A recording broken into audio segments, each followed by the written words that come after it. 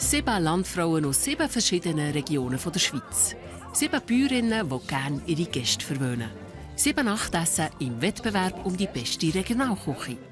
Unsere Gastgeberinnen: die Monika Bernhard aus Urtenen-Schönbühl, Janine Fischer von Riechen bei Basel. Aus dem Entlebuch Heidi Hofstetter. Dann sind auch dabei Nicole Reusser aus dem solothurnischen Biezwil. Aus dem toggenburgischen Mosnang Ruth Breitenmoser. Das Vreni Scherwe aus dem bernischen Clavaleyres. Und Tanja Bisacca von Donjo, Kanton Tessin. Das ist SRF bei den Leuten, Landfrauenküche.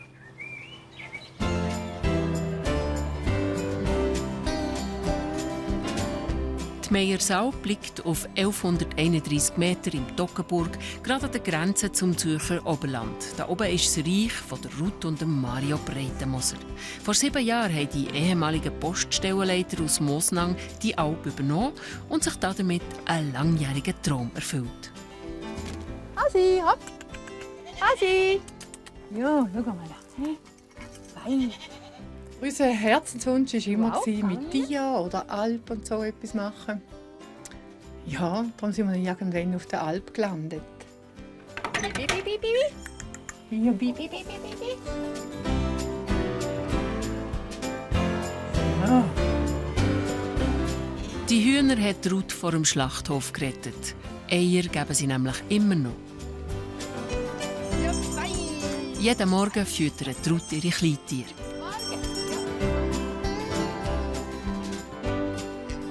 Heute kommen die Landfrauen auf Besuch. Bis alles parat ist, gibt es noch einen Haufen zu tun. Zum Glück hilft Corinna, die älteste Tochter, mit. Zum Wohl, Corinna. Gutes Gelingen, gell? Kommt gut. Prost. Ja, alles Gute. In der Küche prallen 2 unterschiedliche Temperamente aufeinander. Die Ruth arbeitet nach Gefühl und Augenmaß. Was? Ist das dein Ernst? Ja, sicher. Die Corinna ist eine Perfektionistin und nimmt es auf das Gramm genau. In meinem Alter hast du das so im Griff. Die Ruth macht eine Hauspastete, eine Art Brötchen mit Schinken und Käse drin. Die Corinna macht den Teig parat. Hast du nicht einfach Handgelenk mal? Ich arbeite eben zum Bauch aus. 800, das Doppelt. Die Beeren gehören zum Dessert. Wie viel sie sich? Plus minus 1 Kilo. Ist doch besser ein Haufen.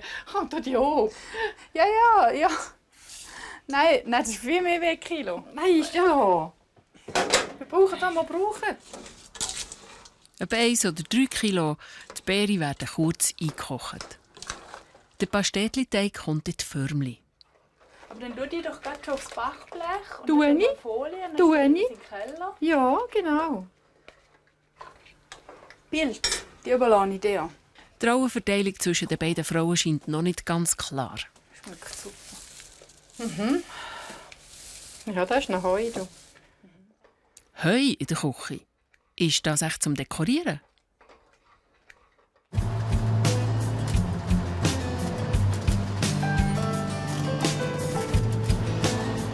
Mit dem Postauto sind die Landfrauen unterwegs zur Ruth. Zum Stichwort Toggenburg fällt ihnen einiges ein. Alpabzüge, schön geschmückte, an Tradition, an Brauchtum. Wenn ich höre Toggenburg, dann sehe ich eigentlich gerade Toggenburger Geiss. Grün, hügelig, mit einem kleinen Haus oben drauf, ein kleines Bäumchen, ein Geissli, also eine Kuh.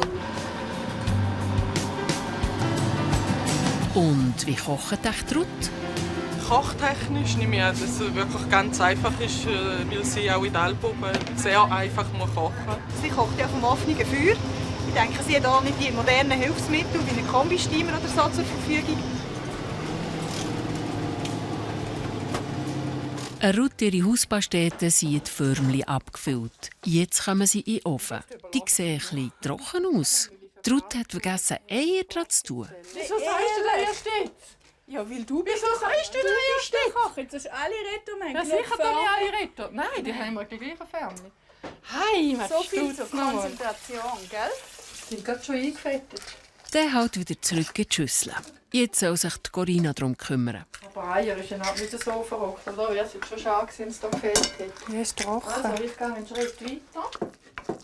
Sieht doch schon viel besser aus. Die Ruth rüstet Pilze für eine Sauce zum Fleisch. Auch die findet man auf der Meyensalp. Schau, jetzt ist das ein anderes Teigchen. Also ich habe nicht, als ich es eingefüllt habe, das war einmal anders. Die Hauspastete kommt wieder in die Förmchen. Ja, das ist schön. Das Heu gehört zum Menü. Zur Vorspeise gibt es nämlich eine Heusuppe. Für die kochen die Ruth die fein schmöckigen Gräser 1 Stunde lang ein.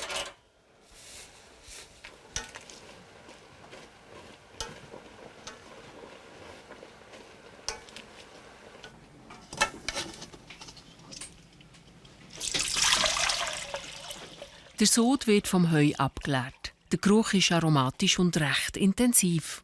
Taschen auf den Tisch, dass Die Checkliste der Vorbereitungen ist lang. Nichts darf vergessen gehen. Das Postauto mit den Landfrauen nähert sich am Ziel. Die haben schon ein paar Vermutungen, was die Ruth auftischen könnte. Wird es eventuell Alplermakaronen geben? Zum Beispiel eine feine Alplerrösti oder Alplermakarone. Gut, einfach, bodenständig. Du bist ja auch die Grösste. Stoßen als Ruth und Landfrauen. Der Weg führt durch Mosnang, wo die Ruth und Mario wohnen, wenn sie nicht auf der Alp sind.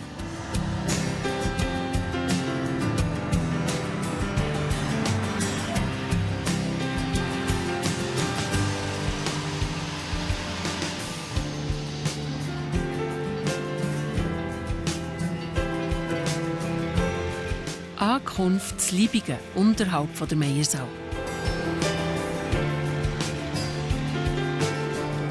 Ein sonniger Tag. So können Ruth oder Mario ihre Alp von der schönsten Seite zeigen. Sie gehen den Landfrauen ein Stück weit entgegen. Auf die Meyensalp kommt man nur mit Geländefahrzeugen oder eben, wie die meisten, zu Fuß. Hi miteinander! Hallo! So, aber so frisch! Hi, Tanja! Hi! Hallo, Monika, freut mich, Mario. Hi, ist schön. Also ich habe auf der Karte schon studiert, aber in der Ja. Praxis sieht es ganz anders. Nein. Sie sagen 500 Also, Sie haben ihnen etwas Leute, gegeben die zum übernachtet haben. So, liebe Frauen, ganz schön, dass ihr da seid, dass ihr den Weg unter die Füße genommen habt. Willkommen auf der Meyensalp. Das ist ein Mario-Drink. Es hat Holderblütensirup drin und Thurgauer Most. Äpfelschaumwein. Äpfelschaumwein.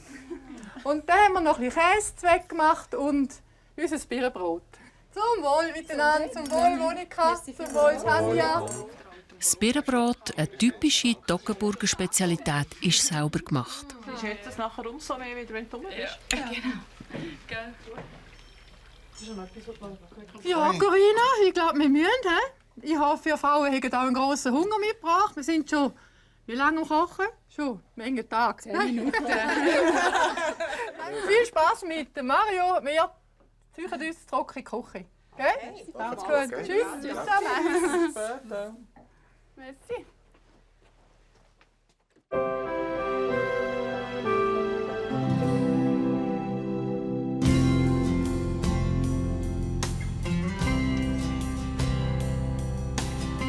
Wenn sie dazu kommt, macht Ruth am Morgen einen Spaziergang. Und zwar barfuß.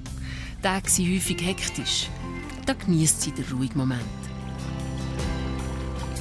Zum Schluss dann ein Fußbad im frischen Quellwasser. Das weckt die Lebensgeister.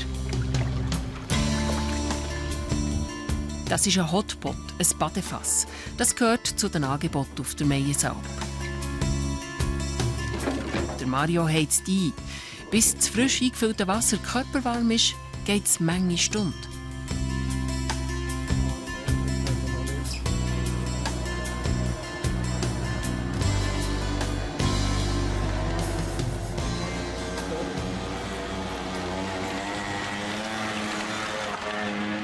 Ruth oder Mario unterwegs zum unteren Stall. Da sind die Mutterkühe mit ihren Rindern untergebracht. Kilo, dass sie da hinten gehen. Gell? So, langsam.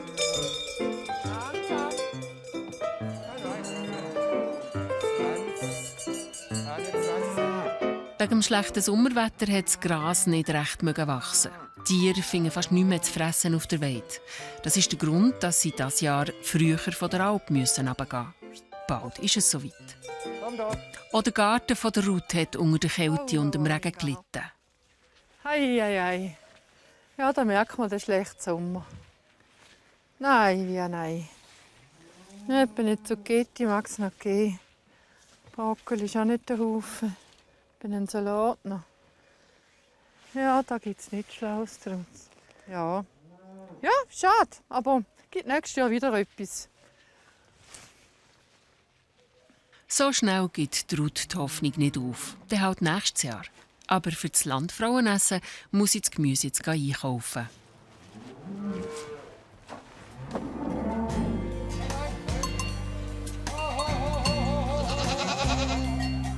Zurück beim oberen Stall. Als Alpsen betreut Mario über 80 Kühe, Rinder und Kälber. Das Gebiet umfasst rund 17 Kilometer Hege, die regelmässig kontrolliert und umzäunt werden. Oder unterhalb von 19 Brunnentrögen gehört dazu. Und natürlich das Putzen der Weiden. Der Mario hat immer bei der Post gearbeitet. Dass er trotzdem so viel von diesen Tieren versteht, ist aber kein Zufall. Der Mario ist halt schon mit Leib und Seele gern Bauer geworden. Und sein bester Freund in den Jugendjahren, der war Bauer. Und wenn ich von der Schwiegermutter gehört habe, war er jede freie Minute bei dem Kollegen daheim und hat das Wissen dort geholt. Also, ich habe schon manchmal gestaunt. Der Mario ist echt gut um Tiere herum. Im hinteren Teil des Stalls sind die Rinder untergebracht.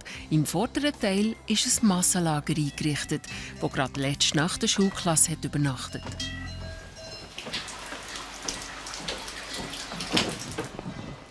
Nicht nur Schulklassen schlafen da. Da übernachten verschiedene Gäste. Also sei es vom Geburtstagfest, sei dieses Jahr haben wir auch einige Polterabende gehabt. Und das sind dann die Wochenendgäste und unter der Woche Schulreisen.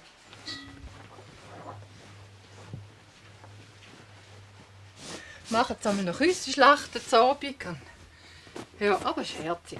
Die Kinder dürfen leben, sollen leben.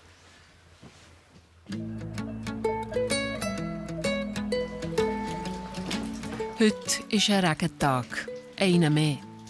Auf der Weide gibt es kein Futter mehr, darum ist morgen der Alpabzug mit den Rindern geplant. Fast einen Monat früher als sonst. Esther Meier, die hier auf der Alp seit einem halben Jahr mit anpackt, hilft der Ruth auch beim Kopfschmuck für die Leittiere.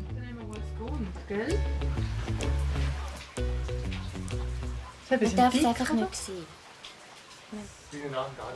Du, weißt du, was du uns versprochen hast? Rote Beere.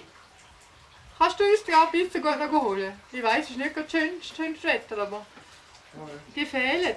Ja, gerne. Ein bisschen gut. Danke. Super, also Käse brauchen wir nicht, da gibt es keinen Christbaum. Aber die Beere... Nein, schau, wir haben das schöner. Wir haben das schöner. Gefühl Wir tun ganz viel mit Gefühl arbeiten. Und dann hast du den Grüntraut. Jetzt haben wir eben nochmal einen Wunsch. Ja, die weiße Schnur sieht man. Nein, den kannst du nicht nehmen. Ja, ich weiss. Den Grüntraut. Du bringst doch uns sicher braune Schnur, bitte. Oder Braune Schnur. Du, das machen wir für deine Rinder, bitte. Gell? Komm, jetzt lassen wir zuerst mit der Schnur kommen, nachher können wir Draht holen. ich wollte es eigentlich nicht verspielen mit ihm. Nicht? Das können wir nicht. Aber Draht wäre eben schon besser. Jetzt hat Esther noch mal einen Wunsch. Ich hätte gerne Draht. Grün. Wickeldraht. Einfach Wickeldraht. Ja, gut, gang ist Aber du weißt ja, dass wir jetzt nicht weitermachen können, bis er mit dem Draht kommt. Ja, schon. Ich tue Schnur, tut der Chef, haben wir mal abgemacht, gell? im ersten gedacht, dass wir ihn finden. Nein, schau jetzt. Hey, du bist ja gut. Super. Hey, super. Super. Jetzt müssen wir da noch versteten. Ja. Und dann ist der fertig. Also Siehst du das so? Jawohl, das ist ein bisschen. So, und was meinst du zum Resultat? Ist gut, gell? Ja. Schön geworden. Mal, mir gefällt es. Ja, mir auch. Ganz gut.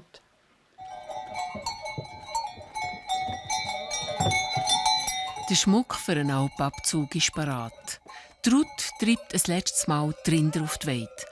Ein bisschen Wehmut kommt da schon auf. Es ist ein gemischtes Gefühl. Auf der einen Seite ist ein gutes Gefühl, dass die Kühe gehen, weil es so nass ist, weil sie hier besser Futter haben. Auf der anderen Seite hat man Heimweh, sie sind an einen gewöhnt. Und ja, mir tut es weh, wenn man zu oben schellen und alles nicht mehr hört auf der Weide.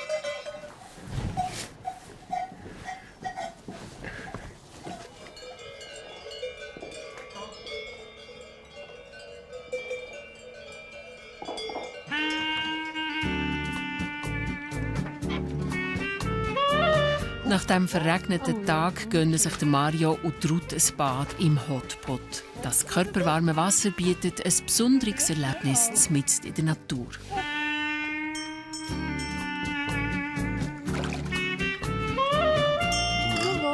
Seit 7 Jahren sind Ruth und Mario schon auf der Alp. Und trotzdem ist es heute erst das 3. Mal, dass sie sich das Vergnügen gönnen.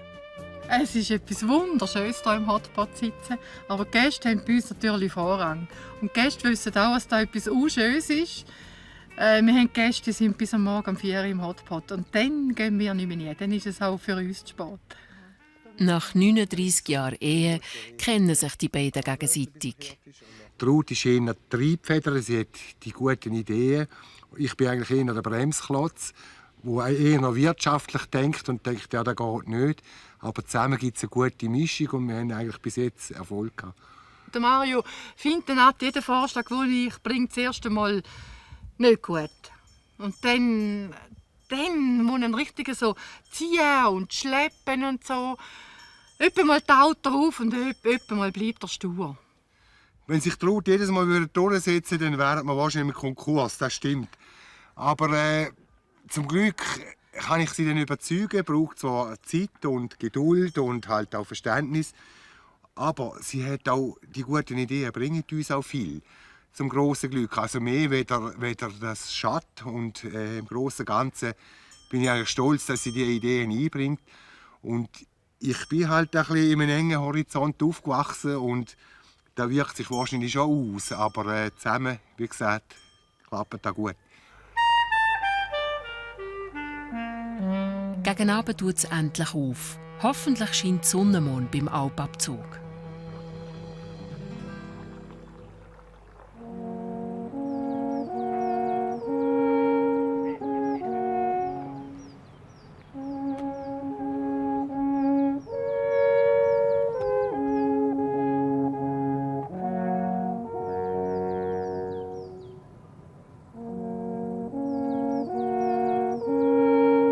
Für die Alpabfahrt kommen noch andere Sennen und Helfer auf die Meiersalp. Bevor es losgeht, gibt es noch ein Schlückchen Weisse. So, in dem Fall auf eine gute Alpabfahrt. Danke allen fürs Helfen, gell? Eine gute Abfahrt. Toll, gell? Martin. Roberti. Guten Mittag. Ich bin gar nicht nervös. Wenn das ruhiges Wetter stimmt, wenn es nicht regnet, bin ich schon zufrieden. Und die sind ja gut zu Weg und gesund bis jetzt. Ja. Und wir hoffen auf einen reibungslosen Abfahrtsverlauf. Ja. Nein, nervös wäre falsch Wort. Ich nehme noch einen Schluck Weisse vor die Gang.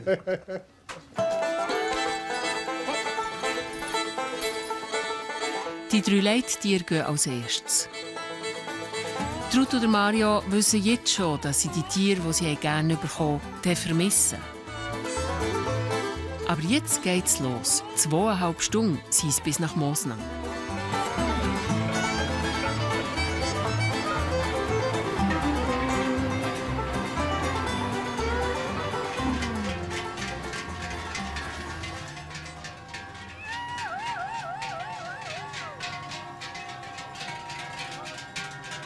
Das schöne Wetter hebt nicht.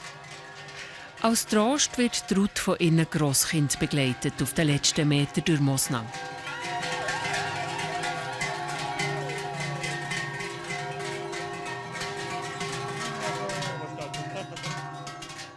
Es ist geschafft. Die Erleichterung ist gross.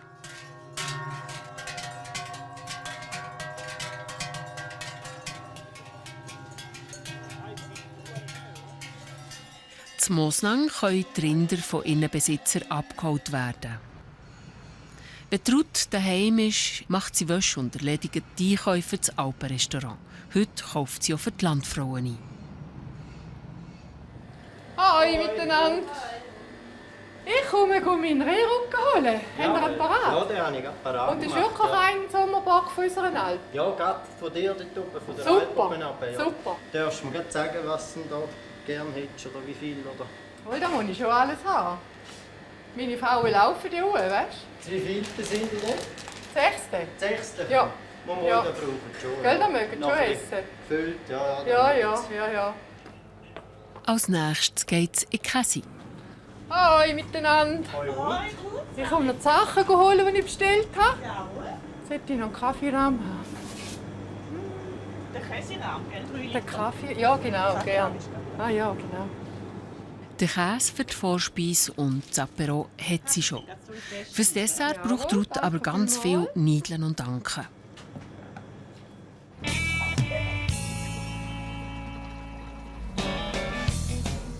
Heute kommt die ganze Familie auf Besuch. 4 Töchter mit den Schwiegersöhnen und Freunden und 3 Grosskinder. Mario kümmert sich um das Apero. Er röstet Toastbrot mit gewürztem Brät. Sein Geheimnis: zuerst mit dem Fleisch nach unten. Ja, dann gehen wir zuerst das Fleisch holen. Ruth bespricht mit ihrer ältesten Tochter Corinna das Landfrauenessen. Morgen. Das Birnenbrot, am Nachmittag einfach. Nachmittag. Ja, Spitzbuben Ja, am Morgen, wenn es geht. Ein Teil der Familie ist schon da. Zeit, mit dem Apero anzufangen. So, jetzt sind die Apero-Brötchen. Allem ohne Senf. Mittlere Weltklasse, ist wirklich fein. Da kommt die Madeleine, die zweitjüngste mit ihrem Freund. Ich kann, gell? Nina, die Jüngste, wird von ihren Neffen begrüßt. Nein, ist der herzig! Blumen! Oh, ich tue Jacke! Oh, das ist so herzig! Blumen vergönnt, oder? Aber den kannst du immer überall mitnehmen. Nein, das ist herzig! Schau mal, Corinna, unser Glückstrinker! Ein strenger Tag und 13 Müller am Tisch.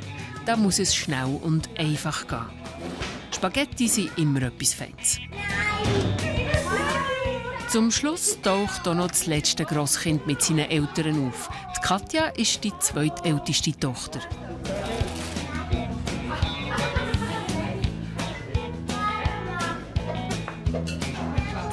Zum Znachts gibt es einen Fleischkäse mit Brokkoli. Und Tomatenspaghetti.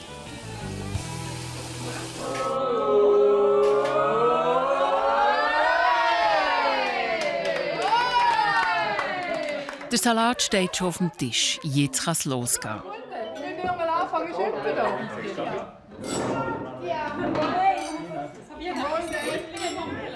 Ein langer Tag geht zu Ende.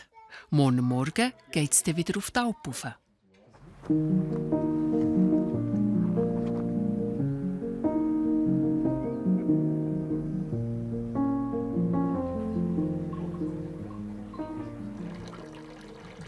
Morgen erwachen auf der Meiersalp. Es ist Freitag, der letzte Tag vor dem Landfrauenessen.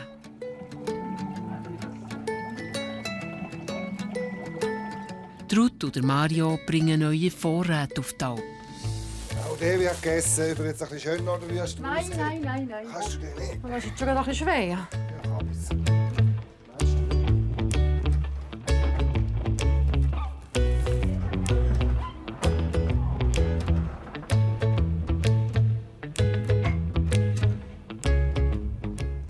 Das ist Schnaps, das ist alles Schnaps. Brauchen wir zum Einreiben, wenn wir irgendwann mal Gelenkbeschwerden haben oder so. Nein, im Ernst, wir machen hier feine Kaffee. Verschiedene Leute, also Zwetschgen, Kräuter, Trester, Williams. Dann der Hauskaffee, der fein, das ist eine Mischung vom Chef, das ist streng geheim. Und der Lady-Kaffee, das ist Rahmlikör, das ist eher für Damen, die dann ein bisschen, ja, nicht so starke Sachen verleiden mögen. Bei schönem Wetter sind viele Wanderer unterwegs und kehren da oben ein. Für das alles wie am Schnürli klappt, werden in einer Teamsitzung die Aufgaben besprochen und verteilt. Und das 1000-Sterne-Zimmer müssen wir aufstellen. Wir haben noch Gäste heute Abend, die von außen schlafen. Und wenn dann die nicht können, dann schlafen wir von außen. Genau. Strohballen habe ich da hinten. Strohballen schon da hinten, ist gut. Wenn ihr so anziehen, können ja. wir das zweite anziehen. Ja, ja.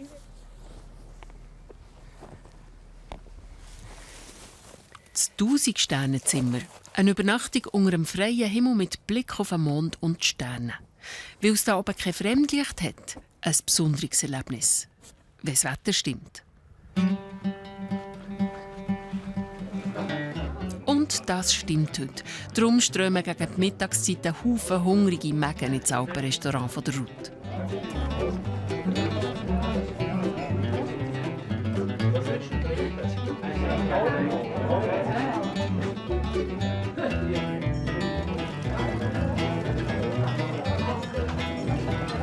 Allein würde Ruth diesen Ansturm nie schaffen. Zum Glück kann sie neben der Esther auf die Unterstützung von weiteren Helferinnen zählen. Jetzt haben wir noch eine Suppe. Gute miteinander.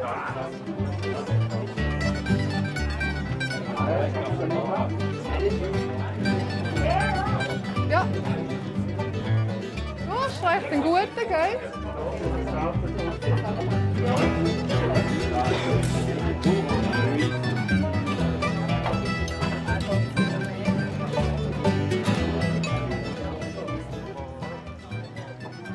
Der Mittag ist durch.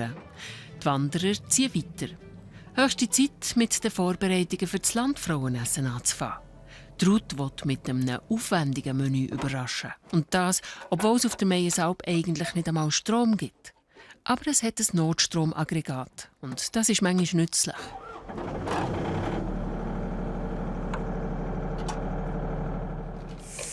Hat es noch nie gegeben, da oben im Mixer. Und den braucht es für einen Spitzbubenteig.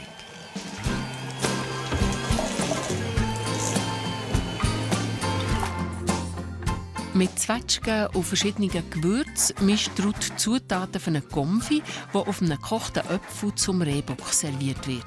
Dazu kommen geraffelte Orangen und Balsamico-Essig. Die aromatische Mischung muss noch eingekocht werden.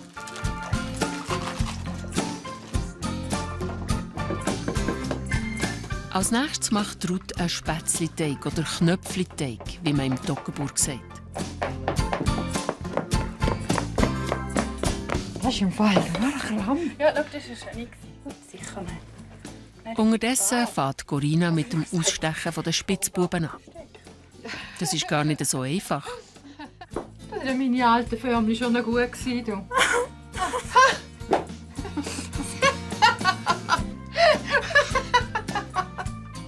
Das Herz ist das Symbol der Meiersalp. Von der Alp mit Herz. Beim zweiten Anlauf klappt es.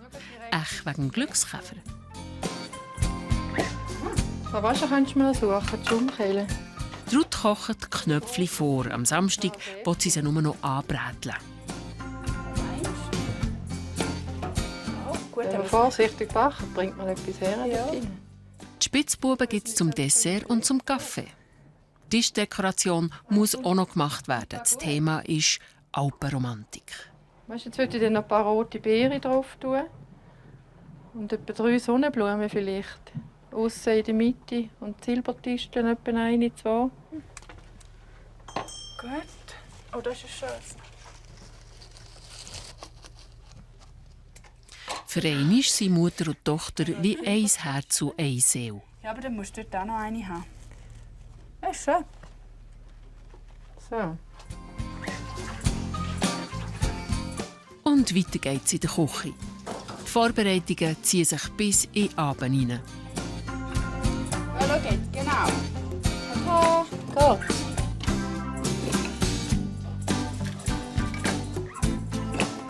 Das sind die schön. Die Krautstillpäckchen gibt es als weitere Beilage zur Hauptspeise mit einer exotischen Füllung.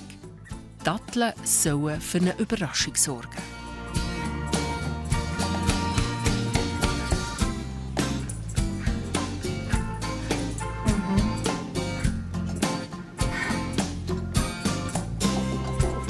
Die Krautstillpäckchen müssen dann noch in einer Weisswein-Bouillon geschmort werden.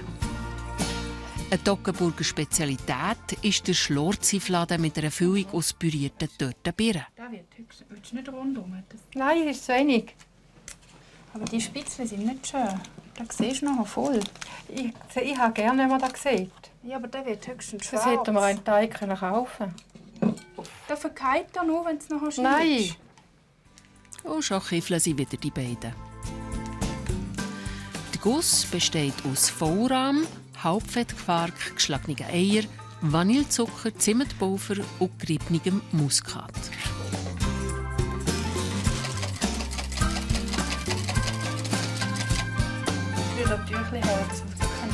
Auch wenn die Meinungen manchmal auseinandergehen, ist es das Resultat, das zählt. Und jetzt ist definitiv Feierabend.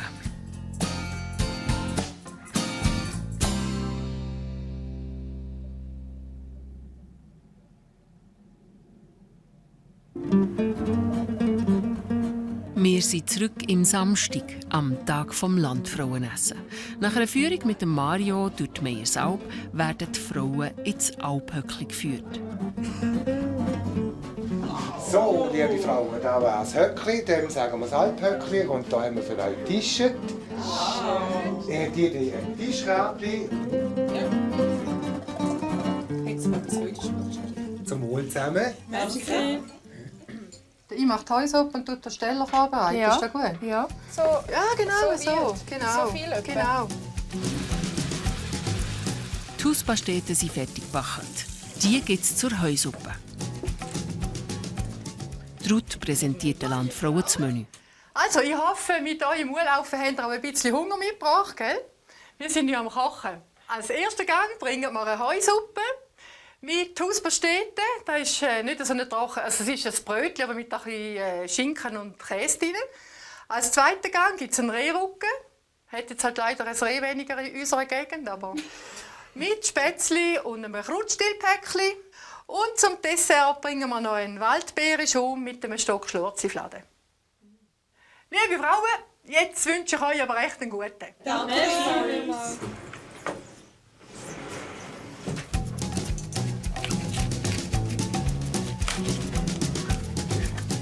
Während in der Küche angerichtet wird, präsentiert Mario den Wein.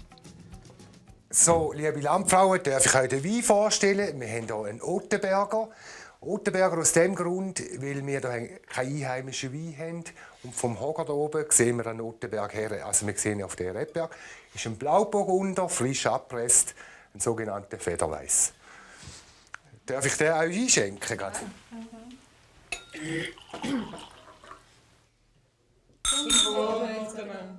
Neben dem Essen müssen die Landfrauen oder Wein bewerten.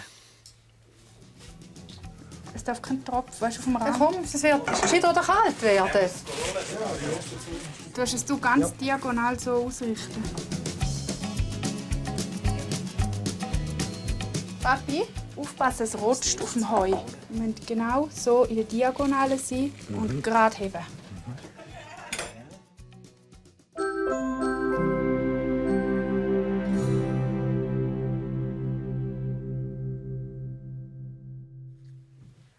So, da war die Wildheusuppe. Excuse, darf ich sie dir gerade hier hinstellen? Super, danke vielmals. Sehr gerne. Danke. Es ist eben ein bisschen schleiferig auf dem Teller. Jetzt habe ich ein Problem.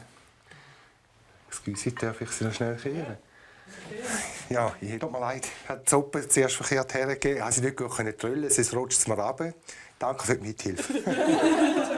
Gut zusammen. Die Landfrauen versuchen, die verschiedenen Aromen herauszuschmecken und zu erraten. Was hat sich drinnen in dieser Wildheusuppe? Und aus was ist die Hauspastete? Wie überzeugt der Geschmack und die Präsentation? Jeder Gang wird einzeln bewertet. Über die Noten, die sie verteilen, reden die Landfrauen nicht miteinander. Das Resultat soll bis zur Finalsendung geheim bleiben. Mario sammelt die Bewertungen ein. Wie hat es den Frauen geschmeckt? Also, eine Heusuppe habe ich für das erste Mal heute so gegessen und es hat mir wahnsinnig gut geschmeckt. Die Pastete war sehr gut. Also mit der Suppe zusammen. Ich habe sie ja extra noch ein bisschen reingedünkelt in die Suppe. Es hat super harmoniert. Ich habe den Wein sehr fein gefunden. Mir hat er gefallen. Auch er ist recht kühl gekommen, also wirklich sehr kühl serviert. Hat mir gedacht, das war super passend. Jetzt ist der Rehrücken dran. Der wird zuerst scharf angebraten. Stimmt, du musst einfach verhalten. Dann wird er mit einer sauber gemachten Gewürzmischung eingerieben.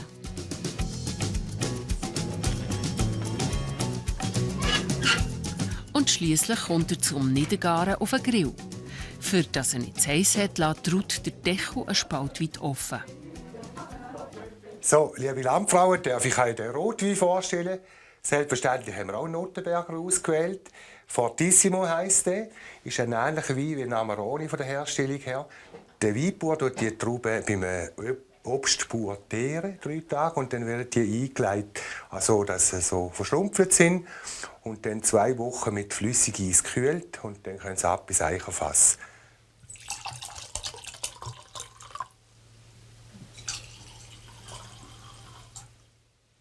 Die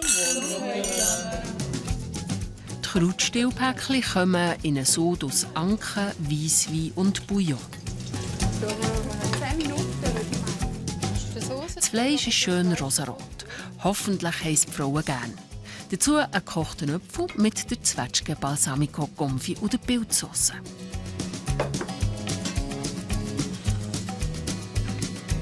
Und jetzt muss es schnell gehen, dass es nicht kalt wird. Die Dauer sind vorgeheizt. Ist alles drauf.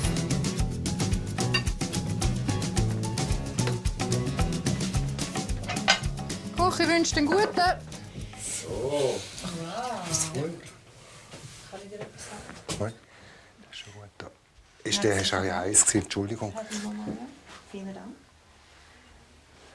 Und schon wieder liegt das Dauer verkehrt. Ist es vielleicht sogar 2? Corinna!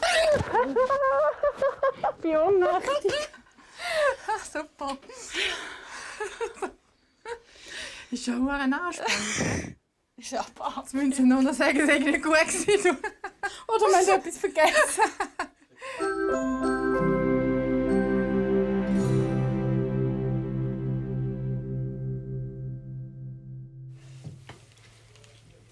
Es ist Zwetschge. Ist Zwetschge? Ja.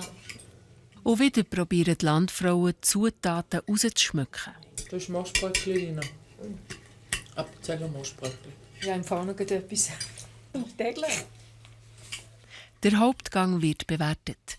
Wie gut schmeckt er? Wie ist er zubereitet? So. Jetzt kommt wieder der schwierige Moment, wo ich mit der Kante komme. Der Mario sammelt die Bewertungen ein. Hoppla, da liegt noch viel Fleisch auf diesen Teller. Mit dem Rehrücken hat sie ein Fleisch gewählt, das auch zum Kochen nicht ganz einfach ist. Auch mit den Möglichkeiten, die sie hat, denke ich, recht die Herausforderung war. Mutig, muss ich sagen. Ich selber habe das Fleisch eher gerne so abgewogen. Und ich habe jetzt vielleicht gerade ein bisschen Pech gehabt. Meins ist jetzt ziemlich, nicht gerade roh, aber wirklich noch sehr rot gewesen. Meine Stücke waren vielleicht nicht ganz durch. Also ich kenne es auch ein bisschen zu wenig, aber ich habe es jetzt nicht so extrem wahnsinnig gerne gehabt. Ja, Rösti ist jetzt wirklich nicht gekommen und ich habe es erwartet. Aber es war gleich super gut gewesen. Der Wein finde ich einfach irrsinnig. Amarone habe ich sowieso also sehr, sehr gerne. Der Wein hat mich total, das ist einfach mein Wein. Die Krautstillpäckchen war sehr spannend. Mal schauen, zum reinweisen, was ist da echt drin, was kommt dafür. Zuerst habe ich den von Datteln gesehen, das bin ich völlig überrascht gewesen. Das habe ich so überhaupt nicht gekannt. Und dann mit dem Rotschinken zusammen. Ich hatte das sehr gerne. So, ja, voilà. Sieht gut aus. Haben Sie meins gegessen? Ich glaube, Sie haben es gegessen und wild ist auch Geschmackssache. Super. Nein, nein. Es sind nur 2 schade. Beim Thomas haben Sie gesagt, 4 Minuten zu lang drauf gewesen. Jetzt heisst es, die Enttäuschung vergessen. Mit ihrem Dessert haben Ruth und Corinna die Chance, noch mal richtig zu punkten. So.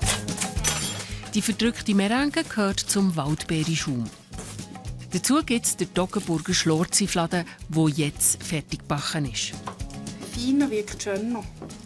Schau schnell, welche das Ganze die schönsten sind.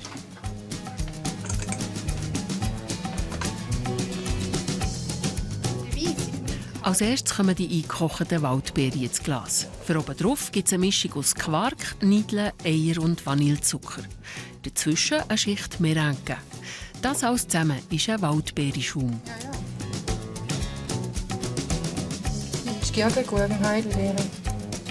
Oh, besser auch. Bitte bedienen, servieren. Rutscht, gell, das Glas, wie verrückt. Das ist kein Problem. Aber ist dafür nicht mehr heiß. Für eine auch nicht serviert, Tochter, kein Problem.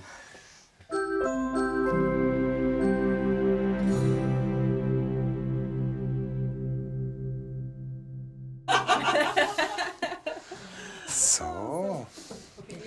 Excuse. Wow. So. Danke vielmals. Danke auch. Gute Miteinander. Danke. Bis sie ihre Bewertungen abgeben, sollten die Frauen nicht miteinander über das Essen reden. Das fällt manchmal schwer. Nein, das sind, hey, gewisse Sachen, wir kennen einfach nicht in Kanada. Also hey, und das Schlurzi-Flagge ist Ich glaube, nächstes Sommer gehen wir auf Kanada. Aber das Problem ist, wenn Janine doch... Hoppla! Ein Stromausfall. Where's Alex?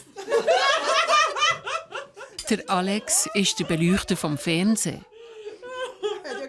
Er bringt das Notstromaggregat wieder zum Laufen, sodass die Frauen ihre Bewertungen abgeben können. So, ist gerade schwer geworden. Geschmacklich hat mir eigentlich der Beerenschaum am besten gepasst. Er hat mich einfach luftig durch, der ist sehr gut übergekommen. Also mit dem Dessert hat Ruth wirklich eine wunderbare Flade gemacht. Sie hat auch eine schöne Waldberry-Dessert gemacht. Die einzige Kritik, die ich habe, ist vielleicht, dass es einfach ein bisschen gesamt ein bisschen zu viel Mürbeteig.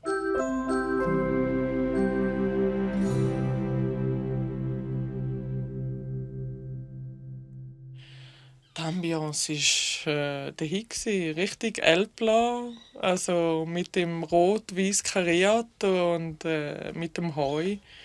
Es ist super rübergekommen. Und dann noch das Holzhütchen dazu, das war natürlich das Highlight. Wow. Zum Schluss gibt es ein Bad im heißen Hotpot. Der Kaffee wird dort serviert. Haben wir warm genug? Auf die Laubfrauen 2014! Spitzbuben mögen nach diesem Dessert nicht mehr alle. Nicole kann aber nicht widerstehen. Heidi! Und da kommt der Charmeur vom Abend.